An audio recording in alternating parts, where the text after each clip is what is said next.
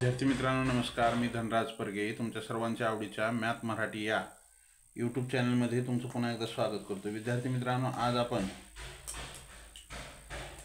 विद्यार्थ्यांनी आपल्याला पाठवलेले जे काही प्रश्न होते ते प्रश्नांचं स्पष्टीकरण आजच्या तासिकेमध्ये आपण अभ्यासणार आहोत।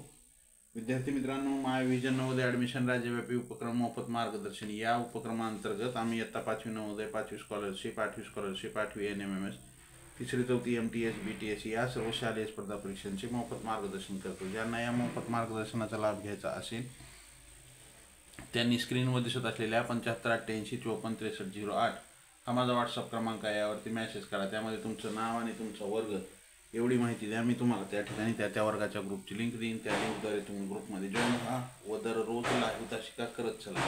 तर चला विद्यार्थी मित्रांनो, परत एक वेळ सर्वांना नमस्कार। आज आपण आजच्या तासिकेतील पहिला प्रश्न पाहू। हा प्रश्न लावण्या कस्तुरे हिने पाठवलेला होता, त्याचं स्पष्टीकरण पाहू। लावण्या कस्तुरे ही विद्यार्थिनी, तिने काय पाठवलं? खाली दिलेल्या माहितीवरून भूखंड ABDE चे क्षेत्रफळ किती? चौरसाची बाजू दिले 16 मीटर। तर पहा, AB हे D आणि E या भूखंडाचं आपल्याला क्षेत्रफळ काढायचं आहे। आणि हा चौकोन ABCD हा ABC आणि E ABCE हा काय आहे? चौरस आहे। हा आहे चौरस, बरोबर आहे। मग चौरस म्हणल्याच्या नंतर ह्याच्या चारही बाजू समान मापाच्या दिलेल्या आहेत इथं। मग ह्याची चौरसाची बाजू दिली 16। मग आता ही 16 असेल तर ही किती? 16। ही पण किती? 16। ही 16। मग आपण काय करू? चौरसाचे क्षेत्रफळ काढू। म्हणजे अगोदर ह्या एवढ्या भागाचे आपण काय करू? एक क्षेत्रफळ काढू आपण एवढ्या भागाचे, बरोबर आहे। मग चौरसाचे क्षेत्रफळ बरोबर सूत्र काय आहे? बाजूचा वर्ग। बाजू किती आहे? 16। 16चा वर्ग। 16चा वर्ग किती आहे? 256 चौरस मीटर। मग या चौरसाचे क्षेत्रफळ काय आलं? 256। आता या पूर्ण आपल्याला आकृतीचे क्षेत्रफळ काढायचे, पूर्ण भूखंडाचे। मग अगोदर आपण ह्या चौरसाचे क्षेत्रफळ काढलं, बरोबर आहे। आता या चौरसाचे क्षेत्रफळ काढल्याच्या नंतर इकडल्या बाजूला आपल्याला एक त्रिकोण दिसतोय। हा त्रिकोण राहिला इथं आता, बरोबर आहे। मग आपण काय करू? त्रिकोणाचे क्षेत्रफळ काढू आणि मग त्या चौरसाच्या क्षेत्रफळामध्ये ऍड करू, मिसळू। म्हणजे आपल्याला पूर्ण या भूखंडाचे क्षेत्रफळ मिळेल। मग आता आपल्याला त्रिकोणाच्या बाजू माहित आहेत का? ही बाजू माहिती आहे। ही आहे पाया। पाया किती आहे? 16। आणि ही आहे उंची। आता उंची माहिती आहे का? तर उंचीसाठी आपल्याला या ठिकाणी प्रश्नामध्ये दिले बाजू BD 28। हे B आणि D किती आहे? 28। आता 28 मधून ही बाजू गेली 16, ही वजा करा 16, किती राहिली हो? 12 राहिली। किती राहिली? 12। म्हणजे हे बाजू CD किती आहे? बाजू CD आहे 12। म्हणजे तुम्हाला ही त्रिकोणाची उंची मिळाली 12, त्याचा पाया मिळाला 16। मग त्रिकोणाचे क्षेत्रफळ काढा। त्रिकोणाचे क्षेत्रफळ बरोबर सूत्र काय आहे? 1/2 गुणिले पाया गुणिले उंची। मग त्रिकोणाचे क्षेत्रफळ हे 1/2, पाया किती आहे? 16 गुणिले उंची किती आहे? 12। 2 बे 8 16, काय झालं? 96 चौरस मीटर।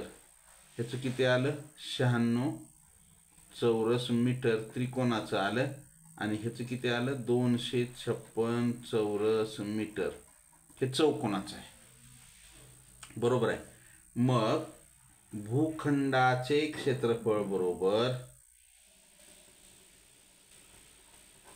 चौरसाचे क्षेत्रफळ 256 अधिक त्रिकोणाचे क्षेत्रफळ 96, 6 6 12ला 2, हातच्याला 1, 9 1 10, 10 5 15ला 5, हातच्याला 1, 2 1 3, 352 चौरस मीटर। कारण की बाजू जी आहे ते मीटरमध्ये दिलेली आहे, म्हणून याचं काय येईल? क्षेत्रफळ सुद्धा मीटरमध्ये येईल। आलं लक्षात? अशा प्रकारे हा प्रश्न सोडवायचा असतो. पुढच्या प्रश्नाकडे जाऊ आपण. पुढचा प्रश्न पंडागळे नावाच्या विद्यार्थ्याने विचारलेला आहे. कोण विचारलेला आहे? पंडागळे. काय आहे? सोबतचा चौकोन ABCD हा समांतरभुज चौकोन आहे. कसा आहे हा? समांतरभुज चौकोन आहे. हा समांतरभुज चौकोन आहे. माप कोण A कुठं आहे? इथं. ह्याचं माप दिले 3x अधिक 20 अंश. माप कोण B कुठं आहे? इथं. ह्याचं माप दिले 2x वजा 15 अंश. तर माप कोण EDC म्हणजे ह्याचं एक आपल्याला इथलं माप काढायचं आहे. आणि काय म्हणते? सम्मुख कोण एकरूप असतात. पहा, सम्मुख कोण म्हणजे समोरासमोरचे कोण एकरूप असतात, म्हणजे एकाच मापाचे असतात. म्हणजे हा कोण जेवढ्या मापाचा आहे तेवढ्याच मापाचा हा कोण आहे. हा कोण जेवढ्या मापाचा आहे तेवढ्याच मापाचा हा कोण आहे. बरोबर आहे. तर आपल्याला काय म्हणते? माप कोण EDC हे EDC म्हणजे हे इथं आपल्याला हे काढायचं आहे. EDC म्हणजे मध्ये जे दिले D हे इथलं नाही काढायचं, इथलं काढायचं आपल्याला. म्हणजे हा जो कोण आहे EDC हा आहे रेषीय जोडीतील कोण आहे. हा कोण कसा आहे? रेषीय जोडीतील कोण आहे. म्हणजे सम्मुख कोण एकरूप असतात प्रश्नामध्ये दिले.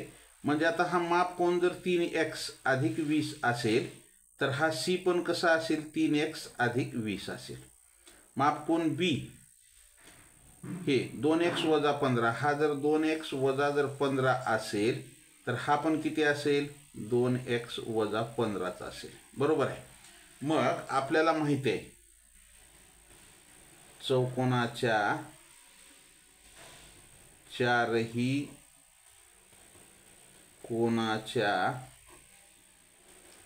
मापाची बेरीज 360 अंश असते. किती असते? 360 अंश असते. बरोबर आहे. मग आपल्याला ह्या चारही कोणाच्या मापाचे माप दिले 3x अधिक 20. मग हे 3x अधिक 20 आणि हे 3x अधिक 20 म्हणजे दोन कंसात डबल असल्यामुळं 3x अधिक 20 अधिक हे आणि हा कोण सारखाच आहे. दोन कंसामध्ये 2x वजा 15. सम्मुख कोण एकरूप असतात म्हणजे समोरासमोरचे कोण. बरोबर 360 अंश. मग या दोन जर गुणलं तर काय येतं? 6x अधिक 40. 3 ला गुणलं 3 दोन्ही 6x आणि 20 ला गुणलं 40 अधिक हे 2 जर ह्याला गुणलं तर काय होईल? हे 4x हे वजा आहे हे अधिक आहे. वजा 15 दोन्ही 30 बरोबर 360 अंश. मग हे 6x आणि हे 4x किती झाले? हे 10x. हे अधिक 40 आहे हे वजा 40 आहे. 40 मधून 30 हे अधिक 40 आहे वजा 30 आहे. 40 मधून 30 गेले 10 राहिले. मोठ्या संख्येतून लहान संख्या वजा करा. मोठ्या संख्येत चिन्ह द्या. मोठ्या संख्येत चिन्ह अधिक आहे हे अधिक 10 बरोबर 360 अंश. 360 कुठला आहे? चौकोनाच्या चारी कोणाच्या मापाची बेरीज 360. मग हे 10x बरोबर 360 हे 10 तिकडे जाऊन वजा झालं म्हणजे 10x बरोबर 350. x बरोबर 350 छेदामध्ये 10. हा शून्य कटला हा शून्य कटला. x ची किंमत आली 35. x ची किंमत किती आली?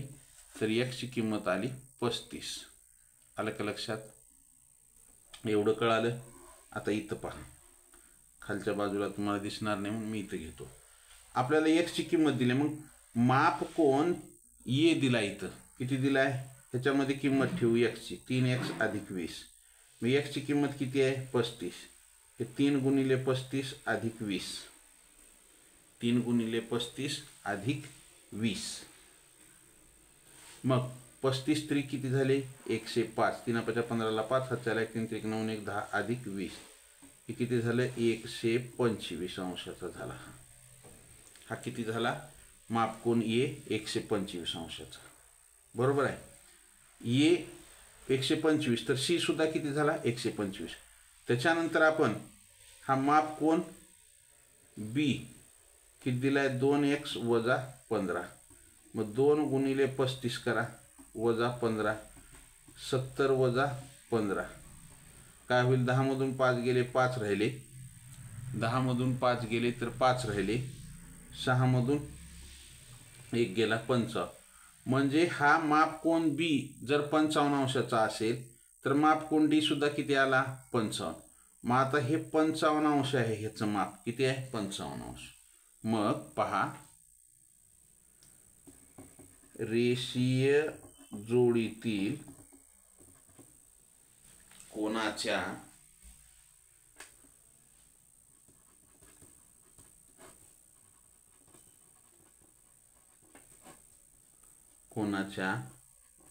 मापाची बेरीज 180 अंश असते. किती असते 180 अंश. मग हे रेषीय जोडीतील कोन आहेत दोन, हे ADC आणि EDC हे काय आहेत रेषीय जोडीतील कोन आहे.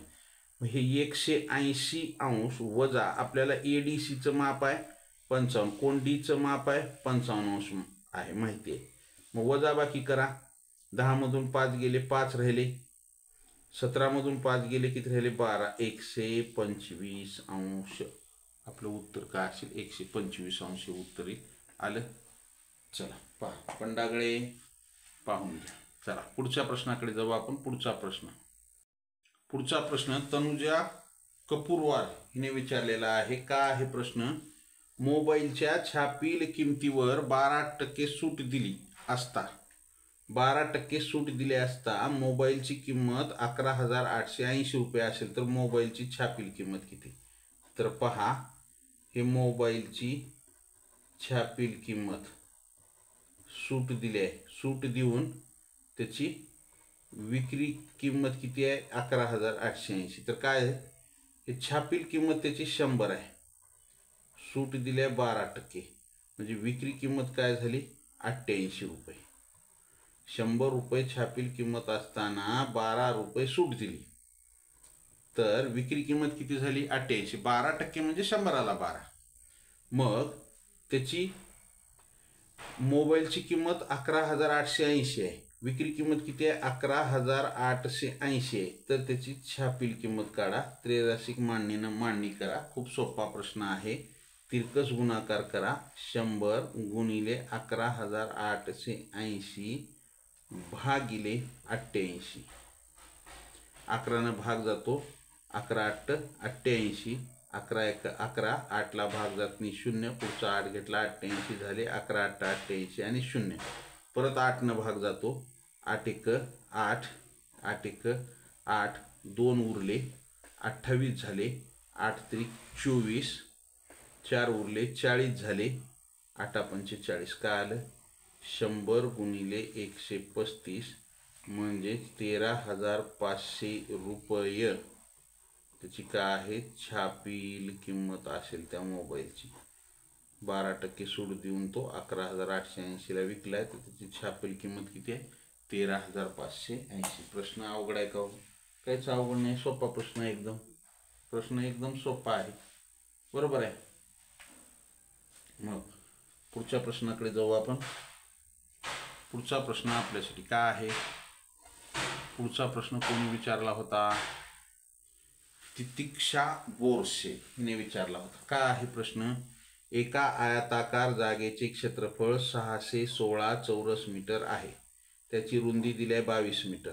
त्या जागेला चारही बाजूनी रुपये 7.50 या दराने कुंपण घालण्याचा खर्च किती. इथं काय दिले पहा, एका आयताकार जागेचे आपल्याला काय दिलेलं आहे क्षेत्रफळ दिलेलं आहे, बरोबर आहे.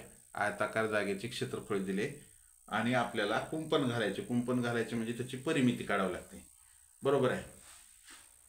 तर त्याला परिमिती काढायचे तर त्याचा कुंपण घालायचं आहे तर त्याला खर्च दिलाय 1 मीटरला 750 रुपये दर दिलेला आहे.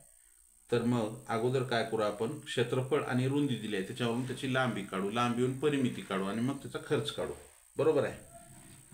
मग आयताचे क्षेत्रफळ बरोबर सूत्र काय हो, लांबी गुणिले रुंदी. क्षेत्रफळ किती दिले 616, लांबी किती आहे माहिती आहे का नाही, हे लांबी माहिती नाही जशाच तसं, गुणिले रुंदी किती आहे 22.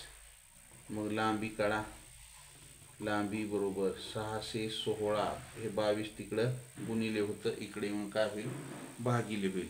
11 भाग जातो, 11 दुनी 22, 11 पाच्या 55, 61 मधून 55 गेले, 6 उरले, 66 झाले, 11 6 66, बे 1 बे, बे दोन्ही 4, बे 8 16. म्हणजे आपल्याला लांबी काय मिळाली, लांबी मिळाली 28 मीटर. रुंदी मीटरमध्ये दिली म्हणून लांबी सुद्धा मीटरमध्ये घेऊ आपण. लांबी किती मिळाली, 28 मीटर एवढी लांबी मिळाली. मग आता आपण त्याचा खर्च काढू. खर्च बरोबर परिमिती गुणिले दर.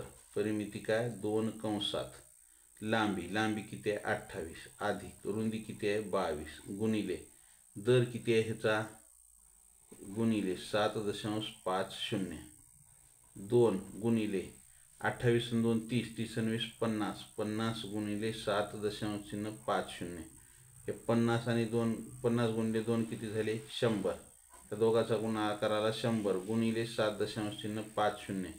म्हणजे काय करू, हे 750.00. म्हणजे खर्च किती आला, 750 रुपये एवढा खर्च येईल. आलं लक्षात, 750 रुपये एवढा खर्च येईल. आलं. ज्यांचं आले त्यांचं अभिनंदन, ज्यांचं चुकलंय त्यांनी लिहून घेत चला. पुढच्या प्रश्नाकडे जाऊ आपण. पुढचा प्रश्न आपल्यासाठी काय आहे, सोबतचा चौकोन PQRS हा समभुज चौकोन आहे. मापकोन P बरोबर 3x अधिक 8 अंश, मापकोन Q बरोबर 2x वजा 28 अंश, तर मापकोन SRT बरोबर किती पहा. आताच आपण असा प्रश्न पाहिला होता, सेम त्याच प्रकारचा हा प्रश्न आहे. तर काय दिले, या आपण आत्ताच काय पाहिलं होतं, असाच प्रश्न पाहिला होता सेम. तर या ठिकाणी आपल्याला सम्मुख कोन एकरूप असतात. सम्मुख म्हणजे समोरासमोरचे, मुख म्हणजे तोंड. म्हणजे हा P जेवढ्या मापाचा आहे तेवढाच R आहे, Q जेवढ्या मापाचा आहे तेवढाच S आहे. बरोबर आहे. मग या ठिकाणी P दिले आपल्याला 3x अधिक 8, त्याच्यानंतर Q दिले 2x वजा 28. हे सॉरी, इथं काय आहे, हा 2x वजा 28 आहे आणि P आहे 3x अधिक 8. म्हणजे हा झाला तर हा तेवढाच झाला, हा आणि हा समान मापाचे. तर आपल्याला काढायचे कुठला, इथला कोण काढायचे. तर पहा, आत्ताच आपण पाहिले त्याच ह्याच्यानुसार चौरसाच्या किंवा चौकोनाच्या चारही कोणाच्या मापाची बेरीज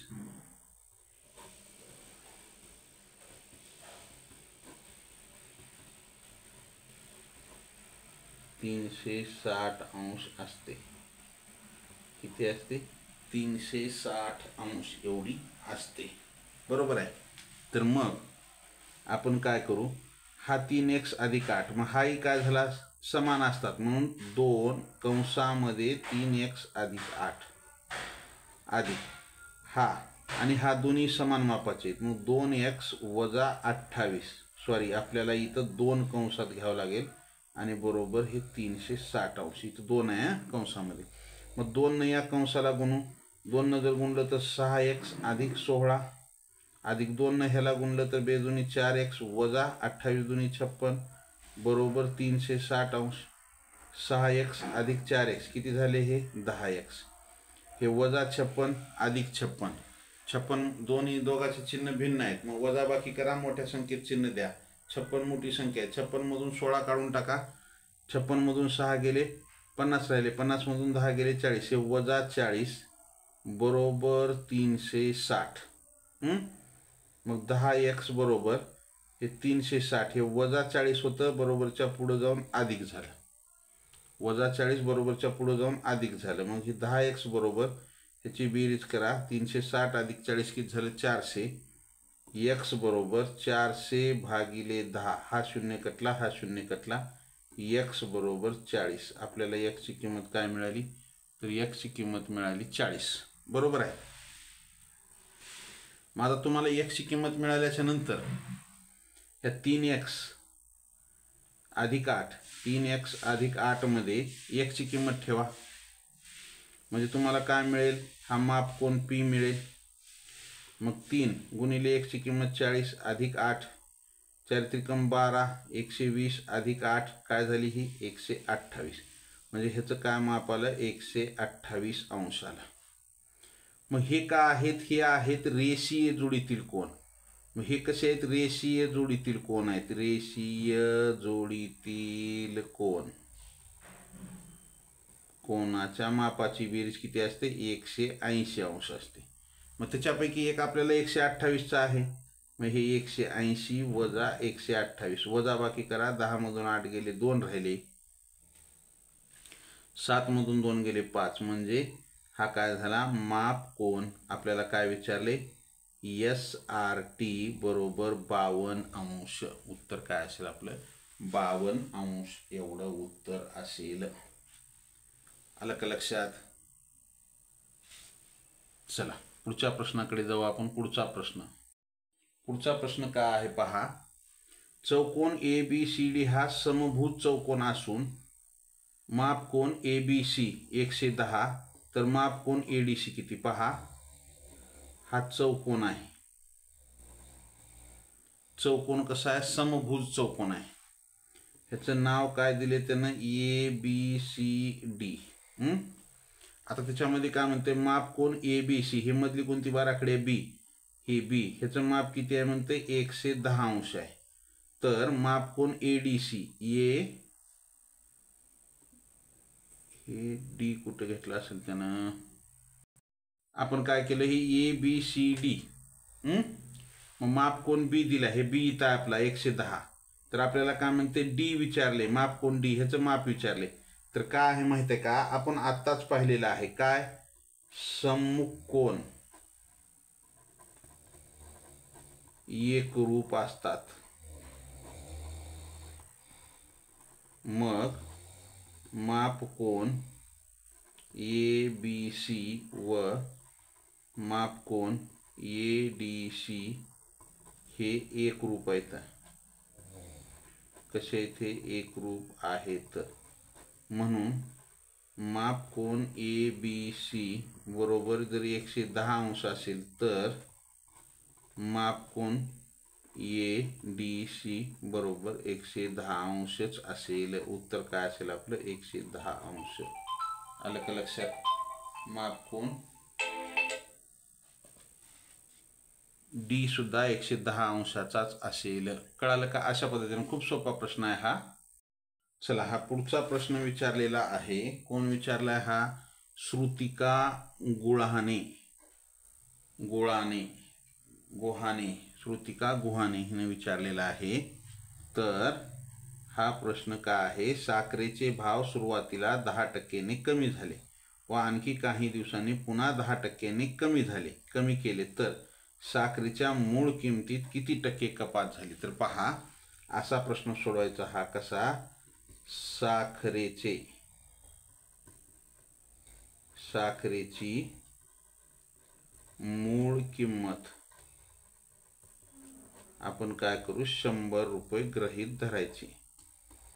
समजू 100 रुपये समजू. बरोबर आहे. मग 10% कमी झाली, 10% कमी झाली म्हणजे आता ती किती झाली, 90 रुपयाला झाली. 90 रुपये झाली. 10% कमी म्हणजे 90 रुपये.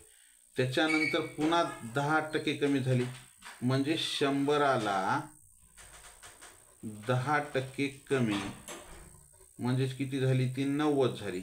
मग आपली किंमत 90 होती नंतरची. मग 90ची आता किती झाली, 90ची किती झाली, 90 गुणिले 90 भागिले 100.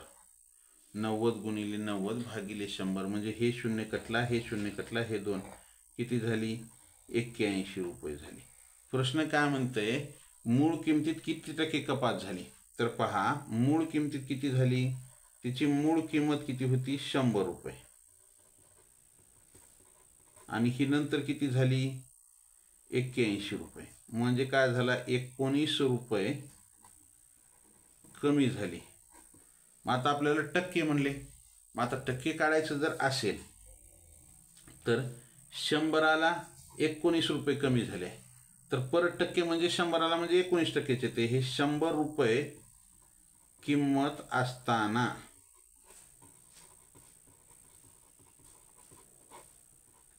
19 रुपये कमी. तर टक्के म्हणल्यामुळं 100ला किती रुपये कमी म्हणजे हे 100 गुणिले 19 भागिले 100 कारण मूळ किंमत 100 धरल्यामुळे 19च येते. हे 100 एक 100 100 एक 100 19% कमी झाली मूळ किमतीमध्ये.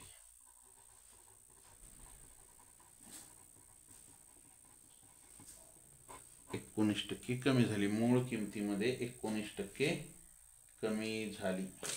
आलं का लक्षात? ज्यांचं आले त्यांचं अभिनंदन, ज्यांचं चुकले त्यांनी लिहून घेत चला. मूळ किमतीत 19% कमी झालेली आहे. पहा पुढच्या प्रश्नाकडे जाऊ आपण. प्रश्न श्रुतिकानेच विचारला आहे. का आहे हा प्रश्न? एका वस्तूची किंमत आज 20%ने वाढली व दुसऱ्या दिवशी 20%ने कमी झाली तर मूळ किमतीत कितीने फरक पडला? तुम्हाला वाटते 20% वाढली 20% कमी झाली तर फरक कितीने पडला? तसं म्हणजे काहीच फरक पडला नाही असं म्हणाल तुम्ही, पण तसं होत नाही. समजा त्या वस्तूची किंमत आहे, मूळ किंमत आहे, मूळ किती आहे 100 रुपये, बरोबर आहे. अशा प्रश्नामध्ये 100 रुपये धरायचं. मग आता वाढ किती झाली? हे वाढ झाली 20% वाढ म्हणजे आता नवीन किंमत किती झाली? 100ला 20 रुपये वाढली म्हणजे किती झाली? आता ही 120 रुपये झाली नवीन, बरोबर आहे. मग पुन्हा 20% कमी झाले, हे 20% कमी म्हणजेच काय झाली? 100 रुपयाची 80 रुपये झाली. कमी झाल्यामुळं मायनस करायचं, 80 रुपये झाली. तर मूळ किमतीत कितीने फरक पडला? तर पहा हे 100 रुपये हे 20% कमी झाली, कितीला झाली? 80 रुपयाला. मग त्या साखरेची किंमत किती झाली? ती 120 रुपये झाली. तर मग आता किती झाली ती नवीन किंमत किती झाली? तर तिरकस गुणाकार करा. हे 120 गुणिले 80 भागिले 100 हे 0 कटला, हे 0 कटला, हे 0 कटला, 12 96 रुपये तिची नवीन किंमत आली. 20% वाढवून पुन्हा 20% कमी केलं तर किंमत किती आली? 96 रुपये किंमत आली, बरोबर आहे. तर मूळ किमतीत कितीचा फरक पडला? तर मूळ किमतीत तील फरक बरोबर मूळ किंमत होती 100 वजा हे 96 म्हणजेच काय आलं? 4% कमी झाली, 4% कमी झाली. हा प्रश्न ट्रिकने कसा सोडवायचा? हा प्रश्न इसवी सन 2022 साली आलेला आहे. तर पहा हा प्रश्न ट्रिकने कसा सोडवायचा? काय करायचं माहिती आहे का तुम्हाला सांगू का? फरक दोन्ही ठिकाणी सारखाच जर असेल तर 20%ने आधी वाढली नंतर 20%ने कमी झाली असा जर प्रश्न आला तर ते काय करायचा? फरकाचा वर्ग भागिले 100 आणि नेहमी ह्याच्यामध्ये घटच होत असते बरं काय. आधी वाढली पुन्हा जर कमी झाली तेवढ्याच टक्क्यांनी वाढली तेवढ्याच टक्क्यांनी कमी झाली तर नेहमी घट होत असते. म्हणजे ह्या 20चा वर्ग भागिले 100 बरोबर 20चा वर्ग किती? 400 भागिले 100 हे 2 शून्य कटले, हे 2 शून्य कटले. तर अशा उदाहरणामध्ये नेहमी घटच होत असते. आलं का लक्षात? नेहमी काय होत असते? घटच होत असते. 4% घट होईल. आलं? चला त्यानंतर पुढच्या प्रश्नाकडे जाऊ आपण. पुढचा प्रश्न काय आहे पाहू. हा प्रश्न आहे लावण्या कस्तुरेचा. कुणाचा आहे हा प्रश्न? लावण्या कस्तुरे. का आहे? एक कोण समकोनाच्या, समकोन म्हणजेच हिंदीमध्ये समकोन म्हणतात, मराठीमध्ये त्याला काटकोन म्हणतात. काटकोनाच्या अर्ध्याच्या 3 पट आहे तर त्याचा पूरक कोण किती? पहा काटकोनाचं माप नेहमी काय असतं? 90 अंश असतं. बरोबर आहे. काटकोनाच्या अर्धा, कोनाच्या अर्ध्याच्या 3 पट म्हणजे काय होईल? काटकोनाच्या अर्ध्याच्या म्हणजे काटकोनाचं माप किती? 90, त्याचा अर्धा भागिले 2 गुणिले 3 पट. काय होईल होय? हे 2 न जर भागलं तर 90ला भागलं तर 45 येते. 45 गुणिले 3, 3 5 15ला 5, हातच्याला 1, 3 चौक 12 आणि 1 13, 135 अंश. काटकोनाच्या अर्ध्याच्या 3 पट म्हणजे काय झालं? 135 अंश. तर त्याचा पूरक कोन, पूरक कोनाच्या मापाची बेरीज, पूरक कोनाच्या मापाची बेरीज किती येते? 180 अंश. मग हे 180 वजा 135 काय राहील? 10 मधून 5 गेले 5 राहिले, 7 मधून 3 गेले 4, 1 1 गेला 0. उत्तर काय असेल? 45 अंश. काय अवघड आहे का हो? काहीच अवघड नाही, एकदम सोपा प्रश्न आहे. आलं का लक्षात? ज्यांचं आले त्यांचं अभिनंदन. पुढच्या प्रश्नाकडे जाऊ आपण. पुढचा प्रश्न आपल्यासाठी काय आहे? पुढचा प्रश्न पहा. एका वर्गातील 25 विद्यार्थी व शिक्षक यांचे सरासरी वय 14 वर्ष आहे. जर शिक्षकाचे वय वजा केले तर विद्यार्थ्याचे सरासरी वय 13 वर्ष होते. तर शिक्षकाचे वय किती? पहा, प्रश्न सोपा आहे. एका वर्गामध्ये 25 विद्यार्थी आहेत आणि एक शिक्षक आहे. यांचे सरासरी वय 14 म्हणजे पहा, हे 25 विद्यार्थी अधिक एक शिक्षक म्हणजे हे एकूण किती झाले? एकूण झाले 26 जण. हे एकूण किती झाले? 26 जण. सई गडाखने हा प्रश्न विचारलेला आहे. एका वर्गातील 25 विद्यार्थी व शिक्षक यांचे सरासरी वय 14 आहे. जर शिक्षकाचे वय वजा केले तर विद्यार्थ्याचे सरासरी वय 13 वर्ष होते. मग आपण काय करू? हे विद्यार्थी अधिक शिक्षक एकूण वय, या 26 जणांचे एकूण वय काढू. आता ह्यांचं सरासरी किती आहे? 14 गुणिले एकूण किती आहेत? 26 जण आहेत. म्हणजे एकूण वय काय होईल? 14 पंचे 70, 14 सक्की 84 ला 4, हातचे आले 8, 14 दुने 28, 28 आणि 8 किती होतात? 36, 364 वर्ष होते. किती? शिक्षक आणि विद्यार्थी, 25 विद्यार्थी आणि एक शिक्षकाचं मिळून एवढं वय होतंय. बरोबर आहे. हे 25 विद्यार्थी आणि एक शिक्षक यांचं वय काय होतंय? 364 वर्ष होते. मग पहा, आता आपण काय करू? मग शिक्षकाचे वय वजा केले असता मग आता 25 विद्यार्थ्याचे एकूण वय काढू. सोपा प्रश्न आहे. एकूण 25 विद्यार्थी एकूण वय. आता 25 विद्यार्थी त्यांची सरासरी किती दिली आहे? 13. 25 गुणिले 13, 13 5 65 ला 5, हातचे 6, 13 दुनी 26, 26 आणि 6 32. म्हणजे 25 विद्यार्थ्याचं वय किती झालं? 325. आणि शिक्षकासह 25 विद्यार्थ्याचं वय काय होईल? 364. मग आता आपल्याला शिक्षकाचे वय काढायचंय. शिक्षकाचे वय बरोबर काय करायचं? शिक्षकासहित विद्यार्थ्याचे एकूण वय किती आहे? 364 वजा विद्यार्थ्याचे वय वजा करा. 14 मधून 5 गेले 9 राहिले, 5 मधून 2 गेले 3, 3 3 गेले 0. शिक्षकाचे वय काय आलं हो? 39 वर्ष. अशा पद्धतीने हा प्रश्न सोडवायचा. आलं लक्षात? काय अवघड आहे का? काहीच अवघड नाही, एकदम सोपा प्रश्न आहे. चला सई पाहून घ्या. पुढचा प्रश्न हा कोण विचारला आहे? सई गवारे हिने विचारलेला आहे. का आहे प्रश्न? एकदम खूप म्हणजे खूप सोपा आहे. एका रकमेचे दशादशे काही दराने 2 वर्षाचे व्याज 33,240 रुपये होते. तर त्या रकमेचे एका महिन्याचे व्याज किती? पहा, सोपा प्रश्न आहे. 2 वर्षाचे व्याज दिले किती? 33,240 रुपये. तर आपल्याला एका महिन्याचे व्याज काढायचे. एका महिन्याचे व्याज बरोबर किती? मग दादा आपल्याला एका वर्षामध्ये किती महिने असतात? 12 महिने असतात हे माहिती आहे आपल्याला. मग 2 वर्षामध्ये किती महिने होतील? 24 महिने होतील.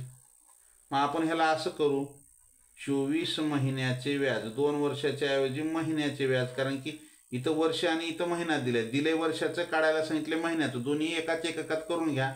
24 महिन्याचे व्याज किती होईल? 33,240.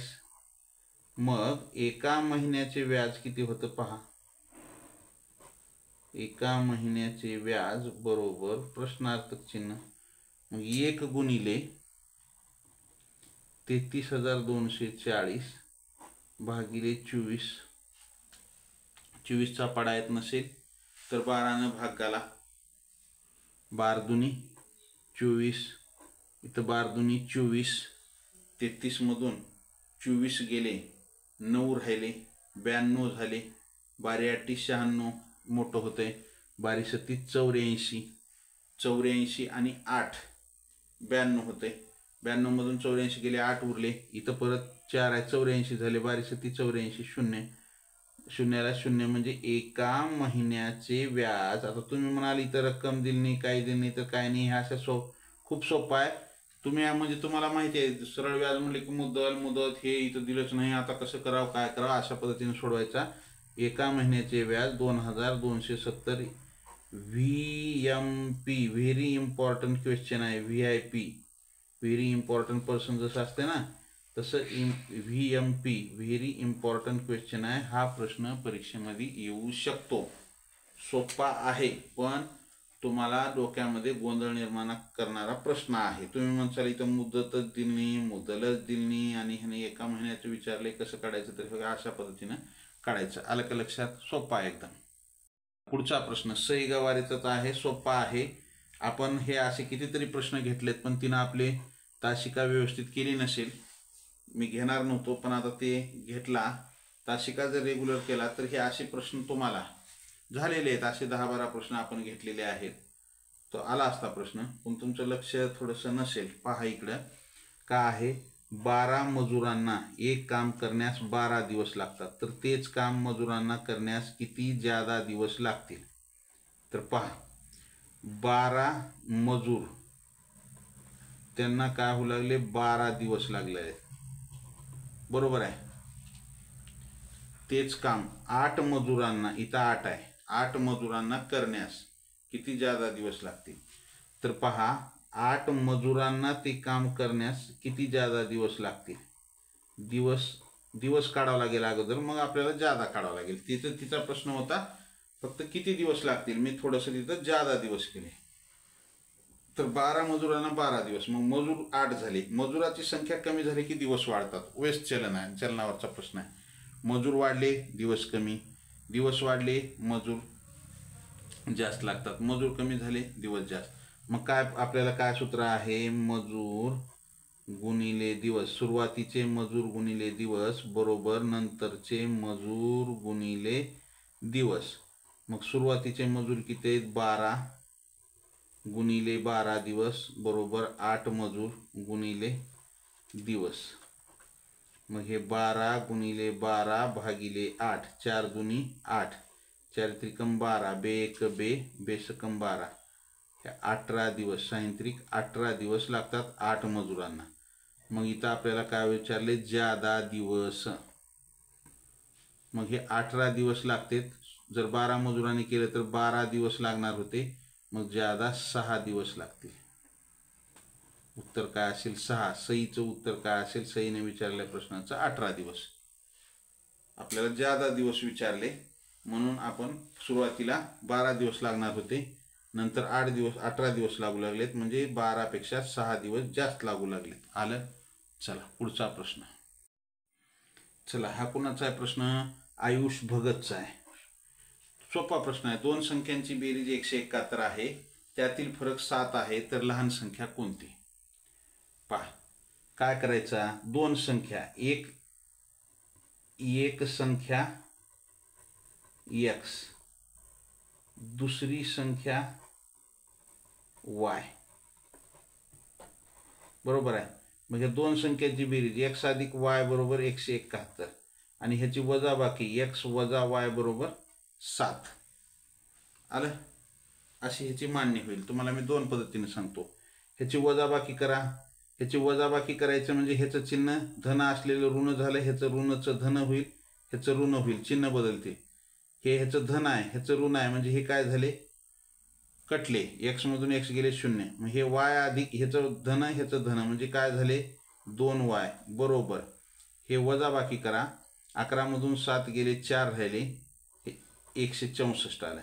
मग 2y बरोबर 164. y बरोबर 164 भागिले 2. बे 1 बे, बे 8 16, बे 2 4. y ची किंमत काय आली 82. आता y ची किंमत कोणत्या पहिल्या समीकरणामध्ये ठेवा. x अधिक y बरोबर 171. हे x अधिक y किती आहे 82 बरोबर 171. x बरोबर 171 वजा 82. x बरोबर 11 मधून 2 गेले 9 राहिले, 16 मधून 8 गेले 8.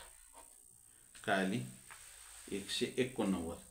आता तर इथं पहा, ही मोठी संख्या बरोबर 89 आणि ही लहान संख्या 82. आपल्याला लहान संख्या विचारले, उत्तर काय असेल 82 असेल. आलं का लक्षात. आपल्याला जर असा प्रश्न दिला, कसा दोन संख्यांची बेरीज आणि त्यांचा फरक दिला आणि आपल्याला जर त्याच्यातली लहान संख्या काढा म्हणलं, काय करा म्हणलं, लहान संख्या जर काढा म्हणलं तर काय करायचं. सोपी ट्रिक सांगतो तुम्हाला, एकदम सोपा प्रश्न आहे. लहान संख्या काढा म्हणलं की या दोघाची वजाबाकी करायची. 171 वजा 7 भागिले 2. 171 मधून 7 गेले तर 164 राहते. 164 भागिले 2. बे 1 बे, बे 8 16, बे 2 4. लहान संख्या किती आली हो 82 आली. आणि आपल्याला जर मोठी संख्या काढा म्हणलं तर काय करायचं. असा जर प्रश्न आला आणि ह्याच्यातली मोठी संख्या काढा म्हणलं तर काय करायचं. या दोघाची बेरीज आणि फरक यांची बेरीज करायची. म्हणजे 171 बेरीज आहे, 7 फरक आहे. दोघाची बेरीज भागिले 2. दोघाची बेरीज किती आहे, या किती येते 178 येते. 171 आणि 7 78 भागिले 2. बे 1 बे, बे 8 16, 1 उरला 18 झाले, 92 18. म्हणजे उत्तर काय येईल, मोठी संख्या 89, लहान संख्या 82. आलं का लक्षात. अशा पद्धतीने हा प्रश्न सोडवायचा. चला पुढचा प्रश्न.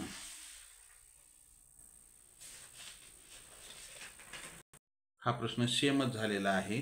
काल एकाने आणि परवा एकाने पाठवल्यामुळे वेगवेगळा लिहिण्यात आला. का एका वस्तूची किंमत 20% वाढली, दुसऱ्या दिवशी 20% कमी झाली, तर मूळ किमतीत कितीचा फरक पडला. वाढली आणि कमी झाली आपण पाहिलेला आहे. पहा, मूळ किंमत परत एकदा सांगतो तुम्हाला. मूळ किंमत किती होती 100 रुपये होती. पुन्हा काय झालं, हे 20% कमी झाली तर हिची किंमत किती झाली 80 रुपये झाली. पुन्हा 20% 20% वाढली, 20% वाढ झाली म्हणजे ही 120 रुपये झाली. पुन्हा काय झालं 20% कमी झाली म्हणजे 100ची वस्तू 20% कमी म्हणजे 80ला झाली, तर हिची किंमत वाढवून 120 झाली. तर 120ची किती झाली, हे 120 गुणिले 80 भागिले 100. हे 0 कटला, हे कटला, हे 2 कटले, 12 96 रुपये. तर मूळ किमतीतील फरक, मूळ किमतीतील फरक, मूळ किंमत होती त्याची 100, हे 100 वजा 96 म्हणजेच 4 रुपये. आयुष भगतचाच प्रश्न आहे हा, 4 रुपये. हाच प्रश्न आपण कसा सोडवला होता. नेहमी याच्यामध्ये घट होत असते. 4 रुपयाची घट झाली तर 4 रुपये घट असं होईल. हे उत्तर काय असेल, नुसतं 4 रुपये नाही तर 4 रुपये घट असेल. पर्यायामध्ये 4 रुपये घट, 4 रुपये वाढ असं असू शकतं. घटच नेहमी अशा प्रश्नामध्ये तेवढ्याच टक्क्यांनी 20%नीच वाढली आणि 20%नीच कमी झाली. हे टक्के हे जर 20 इथं किती असू द्या, 10 असू द्या, 30, पण दोन्ही ठिकाणी सारखं जर वाढ असेल आणि घट असेल तर काय होतं, फरक त्याचा वर्ग भागिले 100. फरक किती आहे 20, 20चा वर्ग भागिले 100 20चा वर्ग 400 भागिले 400 हे 2 शून्य, मग हे काय होत असतं, नेहमी 4% घट होत असते. उत्तर काय आहे तर 4% घट. आलं का लक्षात? ज्यांचं आलंय त्यांचं अभिनंदन, ज्यांचं चुकलंय त्यांनी लिहून घेत चला. पुढच्या प्रश्नाकडे जाऊ आपण. पुढचा प्रश्न आपल्यासाठी 2 प्रश्न आहेत आणखी. पहा हा पुढचा प्रश्न काय आहे. हा प्रश्न सुद्धा आयुष भगतनेच विचारलेला आहे. हा प्रश्न काय आहे पहा. चौरसाचा कर्ण 16 सेमी असेल तर चौरसाचे क्षेत्रफळ किती? सोपा प्रश्न आहे हा. चौरसाचं कर्ण दिलाय. मग आपल्याला चौरसाचे क्षेत्रफळ बरोबर सूत्र काय आहे? चौरसाचे क्षेत्रफळ बरोबर सूत्र काय आहे असा प्रश्न घेतला होता मी. बरोबर बाजूचा वर्ग. बाजूचा वर्ग. मग आता आपल्याला बाजू माहिती आहे का नाही? मग बाजू बरोबर, आता बाजू काढू. बाजू बरोबर काय आहे? कर्ण भागिले 2. कर्ण भागिले 2. आलं का लक्षात? कर्ण भागिले 2. मग बाजू बरोबर सूत्र काय आहे? कर्ण छेदामध्ये वर्गमुळात 2. मग कर्ण किती आहे हो? कर्ण आहे 16 आणि छेदात वर्गमुळात 2. ही आपल्याला काय मिळाली तर ही मिळाली आपल्याला बाजू मिळाली. बरोबर आहे. ही मिळाली बाजू. काय मिळाली? 16 छेदामध्ये वर्गमुळात 2. मग चौरसाचे क्षेत्रफळ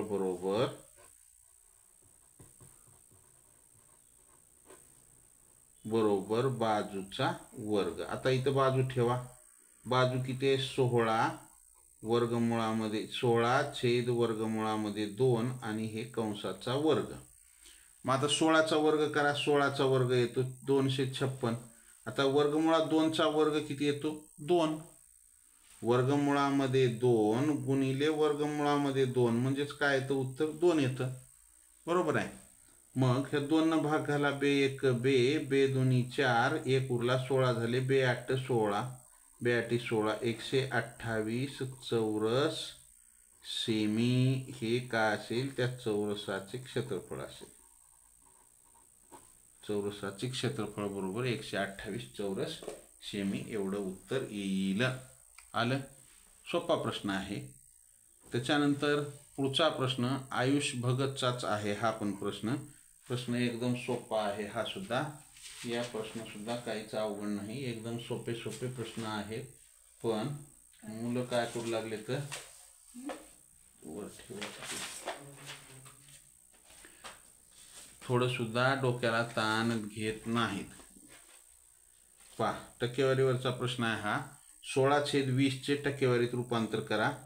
16/20 चे टक्केवारीत रूपांतर म्हणजे त्याला 100 न गुणायचं. एकदम सोपा प्रश्न आहे. हे 20 × 20, 20 × 5 80.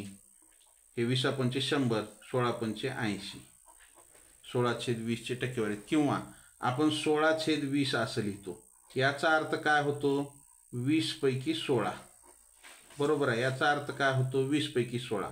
मग टक्केवारीत म्हणल्याच्या नंतर तुम्हाला काहीच लक्षात येणार गेलं काय करायचं तर 20 पैकी 16 टक्केवारीत म्हणजे 100 पैकी किती? तर 20 पैकी 16 तर 100 पैकी किती? 100 गुणिले 16 भागिले 20. हे शून्य कटला. बे 1 बे, बे 5 10, 16 × 5 80. टक्केवारीत रूपांतर केलं तर 16/20 टक्केवारीत रूपांतर 80% येते. काय येते? 80% येते. आलं? ज्यांचं आले त्यांचं अभिनंदन. पुढच्या प्रश्नाकडे जाऊ आपण. पुढचा प्रश्न आपल्यासाठी पुढचा आणि शेवटचा प्रश्न आहे. पहा महत्वाचा प्रश्न आहे.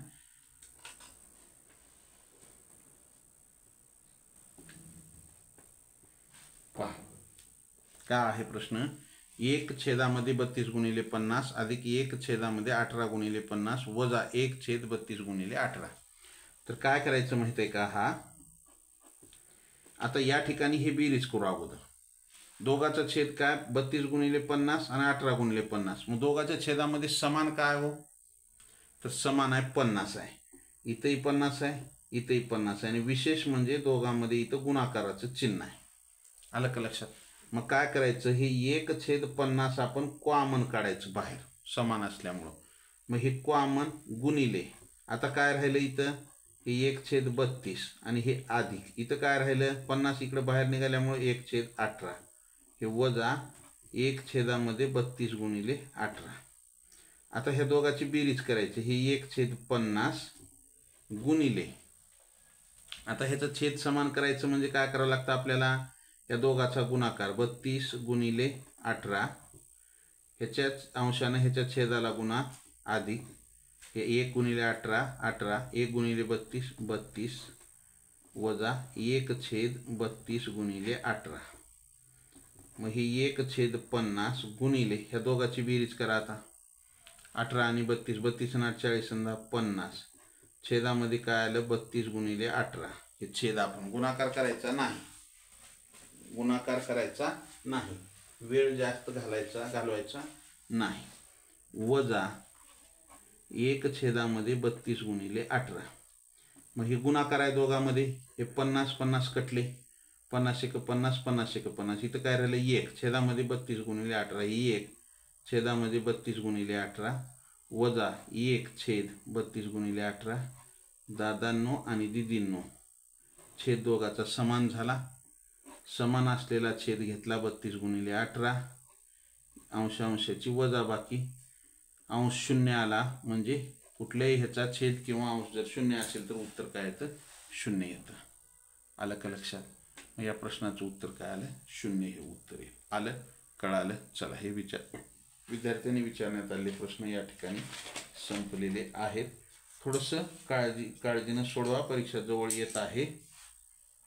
चला, एखादे घटक येत नसेल तर मॅथ मराठी चॅनलवर जा, त्या ठिकाणी जाऊन तुम्ही पहा, ते घटकाचे व्हिडिओ पहा, प्लेलिस्ट पहा, मागील व्हिडिओ पहा, आपले भरपूर व्हिडिओ आहे तिथं. थोडंसं अभ्यास काळजीने करा, अभ्यास वाढवा. चला, या ठिकाणी थांबू. जय हिंद, वंदे मातरम, bye, see you next period. Have a nice day. Like, share and subscribe.